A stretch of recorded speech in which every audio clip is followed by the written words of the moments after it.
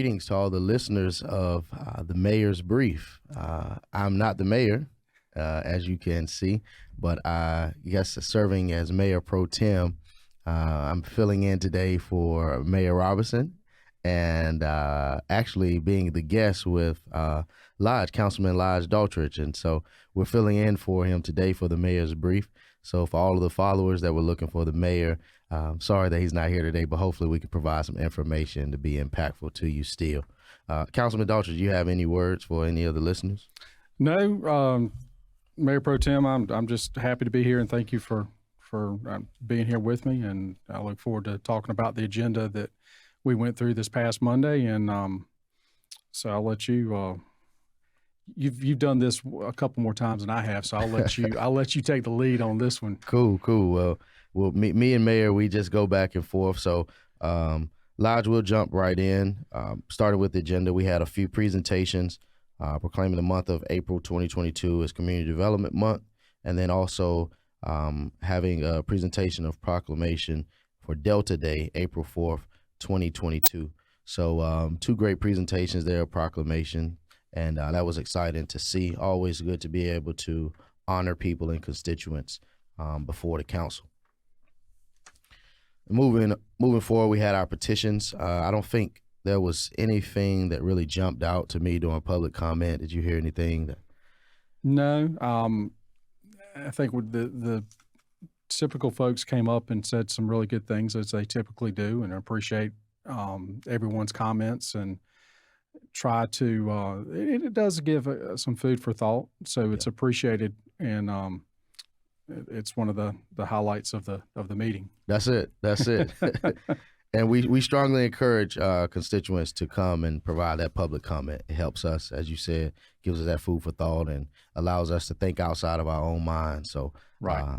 We enjoy public comment, although we typically don't respond. Everyone, please continue to come out and make your petitions made known to council. We did want to talk briefly about the budget review work session schedule, and it is public for public to view, but we'll go over it briefly. Monday, May 16th, the description is the city manager proposed fiscal year 2022 and 2023 budget will be delivered to council. Monday, May 23rd, 4 p.m., presentation of city manager proposed fiscal year 2022-2023 budget will be presented. Wednesday, May 25th, there'll be a council work session, 4 p.m. Wednesday at June 1st, 4 p.m., there'll be a council work session. And the topics are covered. I'll go over those in a moment, but Monday, June 6th at 4 p.m., there'll be another council work session. Wednesday, June 8th, there will be another council work session at 4 p.m. And so with all of these work sessions, the topics covered will be revenue overview, general fund, enterprise funds, and other funds, additional discussion and guidance to city manager, and then any additional discussion that needs to take place if necessary by June 8th. Jumping back in, June 13th at 7 p.m., there'll be a budget public hearing during the regular scheduled council meeting. Wednesday, June 15th at 4 p.m., council work session. And then Monday, June 27th, hopefully this will conclude the budget adoption during the regular scheduled council meeting. Lige, any words about that schedule? Well, the budget is critically important to the city, and that's one of the main things we do as city council members is we serve and are fiduciaries of the city. But I also encourage, and I know you do as well, input from the citizens, because it's not just our budget, it's the city's budget. So we just represent the citizens. So I would strongly encourage citizens to get in touch with any city council member with any concerns they have or any feedback, even before the public hearing, because, and if our numbers are on the, our contact information's on the city website. So I strongly encourage people to be active citizens. I think too often, many of us, I mean, one reason I was decided to run for city council many years ago is because I did have a lot of concerns with the city and wanted direct input. And I think it's important for each of us to hear from our constituents. Yeah. Because it means that I don't know, you know, when I do get calls, I take them seriously and appreciate the feedback, because oftentimes we get in a mindset where we think one way But then when you hear another view, it really, it helps me, and I'm sure with you as well. Definitely. You know, constituent input is great. And like you said, this is one of our top priorities as council members to be able to approve and recommend for the budget. And so, being that this is such a high priority, this is going to be a very, very important time from May 16th up until June the 27th as we're looking at adopting the budget for fiscal year 2022-2023. So I'm excited about it. Right. Item 10. We've had it for at least my 3 years here, and we came in at the same time as far as serving terms. But housing grants have been somewhat controversial, and even before our time on council. But we had a housing incentive grant program agreement that was for consideration on item 10, ripple effects, peacemakers, and Bland Premier Properties. You want to talk just a little bit? I know you have a lot of conversation around the grants. I know we've talked and we've had conversation about grant projects, and sort of just provide some of your feedback and input about, you know, how you feel about the grants and what you may like to see changed, or, you know, just your thoughts about it. Sure. And I have been vocal about this, and it's not that I disagree necessarily with the grants. It's not necessarily that I disagree with organizations receiving the grants. I think my concern is to, and let me even broaden this even more. I do serve on a state committee under the Department of Commerce that distributes grants out, and I'm just as vocal there as I am here in the city of Rocky Mount. And my concern is about transparency. And the code for transparency that was brought up the other night, the only code for transparency is good government. Yeah. You know, people need to know how we spend their money, our money. And so we need to make sure that we take excruciating pain to make sure that it's being spent properly. Yeah. So if people are entrusting us with tax dollars, we need to make sure that we expend, whether it's a vendor, whether it's, you know, paving our roads or providing a service of whatever it may be, or whether it's a grant. Yeah. We need to make sure any money spent, dollars spent for the city of Rocky Mount is done properly. And, you know, I have had concerns in the past to making sure that every dollar we spend for a grant is spent on the grant and properly spent, and that we're following up with that. And frankly, I've had the concern with these grants. And before the meeting, I contacted interim city manager Peter Varney and expressed some of my concerns. And he responded to the point that I felt comfortable voting in favor of these grants this time. But I think we also need to, you know, in addition to that, we need to have it available where people can see and view the follow-up with the grants and the grant applications. Just because of the transparency, because we are spending the taxpayers' money. The other thing that I have with the grants here, the housing grants, is we have multiple housing grants out there. Yeah. I mean, multiple types of housing grants.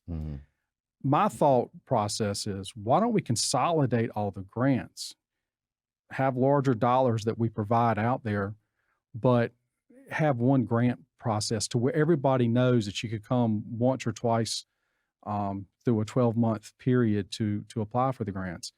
Because right now we have so many grants, I would dare say either one of us knows exactly the total dollar amounts that we expend in housing grants over a year's period. Yeah. And it's just my thought. Now, granted, you know, you may disagree, and that's fine. But my thought is we need to consolidate these grants. And I do have a concern with the subcommittee. Yeah. And I expressed that to you. The subcommittee is comprised, I think, of you and Councilman Joyner and Knight. And it's not that I have anything against either one of you. It's just we haven't voted on that subcommittee since, to my knowledge, since you and I have been on the city council. And I think the only time it's been voted on is in 2008. Correct. And I think we need to officially vote on that if we are going to have a subcommittee. Anyway. Yeah, definitely. And you shared that with me. Sharing your concerns about voting for that subcommittee and not really having issues with the committee, but let's just vote on it, make it public, and keep it, you know, above ground, above water. And I don't think we'll have any issues with that.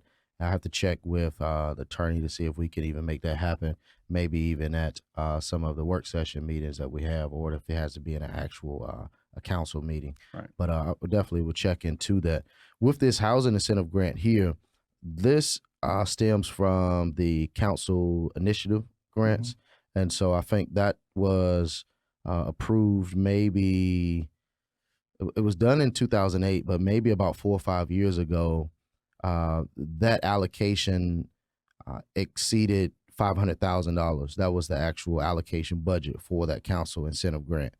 I think this last term there was about 300 or so dollars that were remained over from the last housing incentive grant in 2020 or 20, what was that? Be 2021. Right. So 2021 there was $300,000 that was not accounted for, which moved that over. And a lot of people had questions about, how was it $800,000, almost $1 million?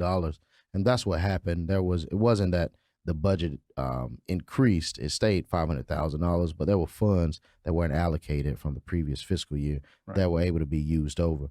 And so, and like you said, with other housing grants, I'm not sure if I'm in favor of having them all consolidated, and I'll say it for these reasons.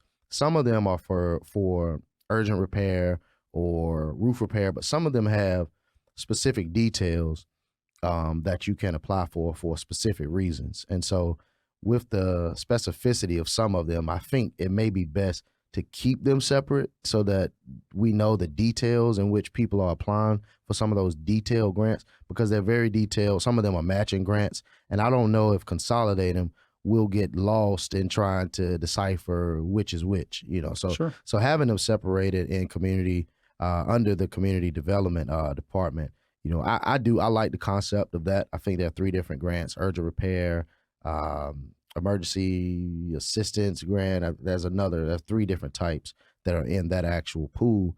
But I think having them broken down and not consolidating them may help to be able to handle them better as far as the specificity of how specific people are actually approving and applying for those grants when the public is applying for them. Because I can imagine, if I needed my roof fixed, I want to be able to say, hey, I need to go to the roof grant. Or if there's a plumbing grant, I want to be able to go directly to that. Because constituents also say on the flip side, there's a difficult time in trying to figure out, getting feedback from staff, and because they have so many applicants. And so I think if we consolidate it all, that may just add to some of the controversy for constituents, and that's just my opinion, my thoughts about it. Also, with the housing incentive grants here, I would like to see, the picture and the story behind some of the finished products. Right. I think that will help be able to sell and tell the story from the city's perspective of saying, hey, listen, this is the finished product of where those dollars went, and this is the result of what happened. This is the return of that investment. And I believe if we tell that story ahead of the press, I think that'll help us out too, of being able to stay clear and tell a clear picture and tell our own story. But that was item number 10. I don't know if you had anything else you wanted to add into that. Well, and you bring up some good points, and I can certainly, I think we need to have the discussion around the grants and whether to consolidate them. And also, even if we kept them the same, I think we need to have a discussion on also publicizing the grants. I do have concern where it's left up to the 7 council people to go out and pick and choose the winners. Mm-hmm. And that's essentially what we're doing. Yeah. We're asking we're asking all the taxpayers to benefit some individuals or some individual organizations. Yeah. And I think we need to look at that, because there are a lot of folks out there that are certainly deserving of receiving help because they're taxpayers as well. Yeah. And so is it just the right thing to do? And I have concerns with that, because I know a lot of people, and I work with a lot of folks who work paycheck to paycheck, and everybody essentially works paycheck to paycheck. Is it fair for some people to have their houses, paid for, where other people have to sacrifice and do without, so they can put a new roof on or upfit their windows or have the plumbing. And I recognize there's some people or many people who can't afford that and need the help. Yeah. I recognize that. Yeah. But we strongly need to look at it, and we also need to get a grasp of the total amount of money that's going towards these. Yeah. And that's the other concern. So I think we need to have that discussion. I'd love for you to place that at some point, either on the committee of the whole or our retreat is pretty full, but maybe we could find some time to talk about that. Yeah. I think we have several periods in the retreat for discussion, and I wish I had that actual layout here. I think I do have the tentative schedule for that too as well. But again, in those grants, like you were saying, the council incentive grants, that's one pool, and that focuses on pretty much council being able to have projects within their ward that they want to look at funding or incentivizing for those individuals or organizations that are doing the work within the wards. And then you have the community development grants or the CDBG grants that come for different type of assistance for homes. And so with that, we don't necessarily have a say-so in that pool. I think that's strictly community development. And the issue has been there just have been more applicants than there's been funding with those grants. And I think after you're awarded, you have to wait for another 2 or 3 years before you can apply again for those grants. I had a lady call me, a constituent call, because she had a situation where she had received some of the funding. She was awarded the funding, but the expenses that she needed in her home were not enough so the grant didn't cover what she needed. It only was able to fix her roof, I think, but she also needed a bathroom fix and had a child with special needs and a lot of other issues and factors and variables. And I believe with her situation, she wasn't able to have some of the mold fixed. So the situations like that, you place constituents at a tough pickle because you have them saying, what do I need? What's more important? Is it my roof or is it a bathroom full of mold? And then how can I be able to prioritize that when there's not really enough funding, especially now with inflation? That's going to be another topic that we're going to have to deal with inflation. How is that going to position us as a council to say these are the type of fund, like you said, seeing what we have, being able to say how are we going to disperse what we have to deal with some of the inflation we see.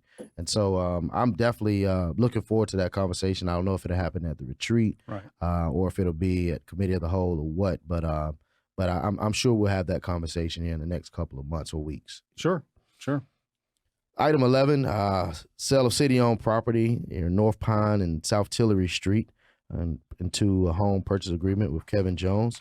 And so he will be purchasing 2 or 3, looks like 3 properties here. And so congratulations to Kevin Jones. We're going towards that. We brought up the public coming up and speaking, and we typically have, or lately, I think Ms. Copeland speaks towards this, and I think she brought up a good point recently in regarding this, because we do put the stipulation when people purchase property or homes in Rocky Mount that it stay affordable housing, I think, for 10 years. Mm-hmm. And is that really something we should do, and do people really want to invest in property? I think that's a discussion we need to have. Yeah.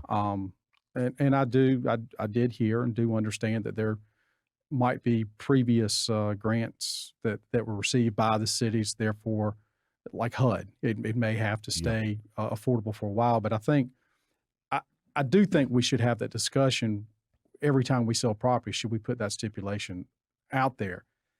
There's room for market rate housing. Mm-hmm. There's room, and I think we should have it in all wards in all parts of the city. Yeah.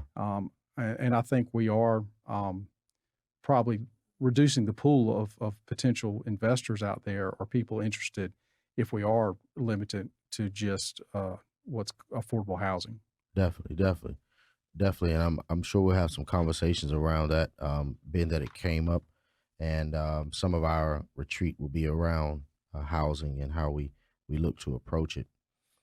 Item 12, consideration of Second Amendment, and I don't want to read through all of these here.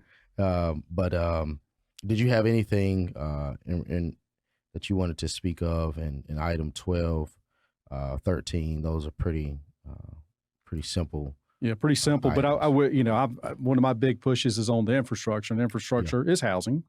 I recognize that, but it's also, we purchased some vehicles for the fire department and the Tar River Transit.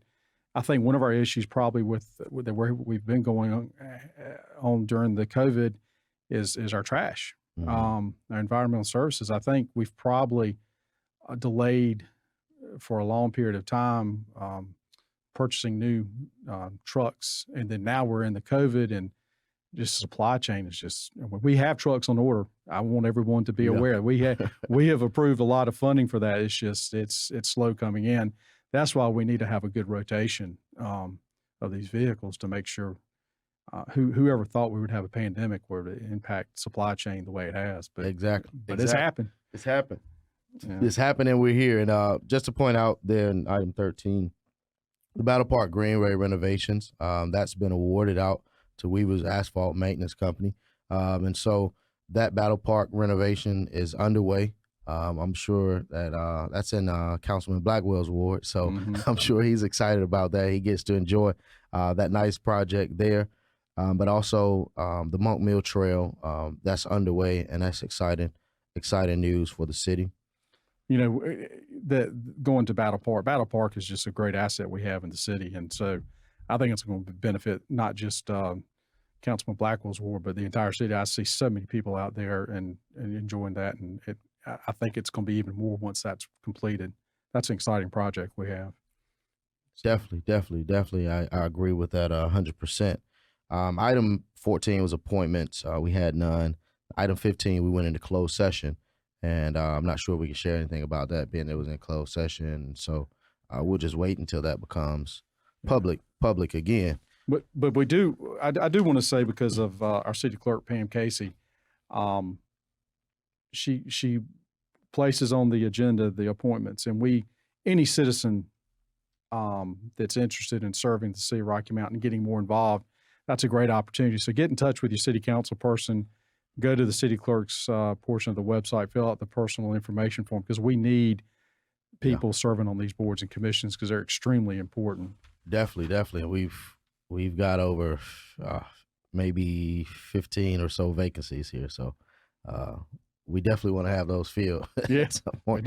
We don't want to say, in our first term we didn't fulfill any of our appointments, and so you guys helped me and Councilman Daughtridge out in our first term here, and help us filling in some of these blanks. But I agree with you 100%. We do need to have these boards filled in because we need input from citizens and constituents to be able to say and to give them a space to say what it is that they feel is important on these boards. Right. Moving forward, also, Councilman Blackwell brought up the city manager search timeline. Right. The interim manager Varney, he places us a packet every, and I'm definitely grateful for that packet. Oh yeah. But with that packet, it's very extensive, and you have to take your time to go through it and to cipher through that. And I think that's what you shared with Councilman Blackwell in the meeting, that it was provided in the packet, and he did admit that it was an oversight on his part, that he just missed it. And so, but we have that schedule here in front of us, and so selection of consultant, which will be the actual consultant firm or search firm, will take place before or by April 25th, 2022.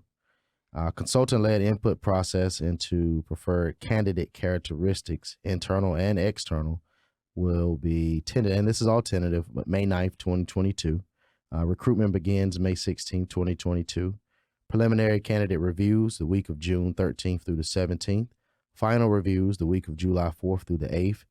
I don't know how that's going to work with July 4th holiday.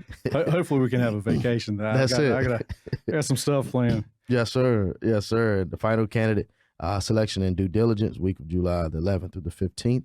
Announcement of city manager the end of July, and new city manager starts August or September. Now, seems like a good timeline, but I don't know how true we'll be able to stick to this timeline. But at least it's laid out, and it gives us a vision what to look and to work towards. So I'm excited about knowing that we have this process. We've gone through this process. It's my first time being a part of it. Your first time as a council member too. So how are you feeling about the process so far? Well, I'm excited. One of the challenges we have is, we're going to at least have 2 new council members join the city council. So we need to make sure that all the candidates that are running that are kept up to speed on what we're doing as best we can. Right now, some of it does have to be confidential because if people are looking from other cities to apply, we've got to recognize that it could jeopardize their current employment if it was known. So we've got to be careful there. But I'm excited about it. I will say it's been Peter Varney. I email him a couple of times a week, and the response, I just sent an email about a private fire hydrant, so to speak. And his response is, I tell you, if he does his homework and he spends a lot of time, and it's very appreciative to see the amount of work that he places in there and the thought he puts into everything. Definitely. I mean, he's been around 40 years. And so I think some of this stuff he just remembers and he's got it memorized. Right. He's been around for a long time, 10 years longer than I've been alive. And so Peter, not to tell your age there, but it's been great working with interim manager. And I think it's been good for the city too, to kind of just bring people together. I've seen a lot of improvements as far as just morale and people coming together and unifying, at least to a certain extent, since he's been back. And I know that has to do with just his history and being around and familiarity in the city. Right. And so we're very appreciative and grateful for that. April 19th and 20th will be the retreat, 2-day retreat, the Rocky Mountain Event Center. And we're not going back to Asheville this year. We'll be in our backyards. And so we invite all of the public to come out, participate, or join virtually if they would like. Well, and I want to thank you, Mayor Pro Tem, for having it at the Event Center. I think it's important to support that facility that the city's invested in a lot of money in, the taxpayers. So I'm excited to have it at the Event Center. And you did send me an email, or sent the entire city council an email asking for feedback on the agenda. One thing that I haven't responded to you on, but infrastructure is big for me. So if we could include a little bit of infrastructure in there, I think it's we won't have the study back from the Jacob study yet, but we certainly can discuss it, and that's vitally important to the city. Man, that sounds good. Councilman Daughtridge, I appreciate you. And it's been good sitting here in the stead of Mayor Roberson. So hope you guys enjoy it.